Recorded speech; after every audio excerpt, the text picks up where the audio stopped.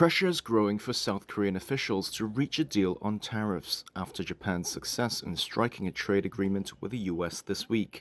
Now, a shipbuilding partnership is one idea being discussed, according to government and industry sources, in exchange for better terms. A source says the tie-up would see Seoul invest in modernizing US shipyards and give more help to repair US Navy vessels. South Korean trade officials who declined to be named says the country's proposal of a, quote, Korea-US manufacturing renaissance partnership in areas such as shipbuilding had drawn strong US interests. Donald Trump has made it a priority to revamp the aging US shipbuilding industry in order to keep up with China, the market leader. His interest in Korean shipbuilding dates back to a 1998 helicopter trip to visit Goje Shipyard.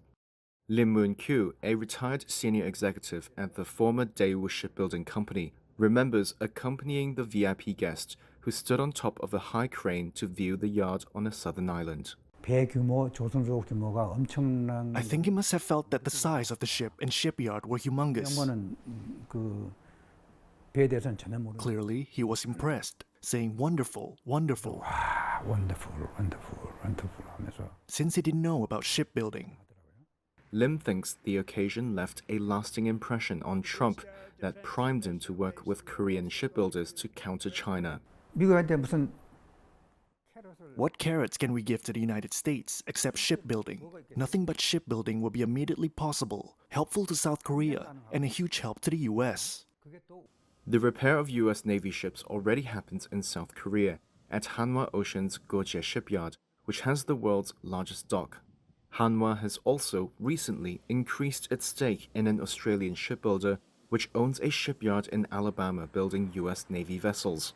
And another South Korean shipbuilder, HD Hyundai, formed a partnership this year with US defense-focused shipbuilder Huntington Ingalls.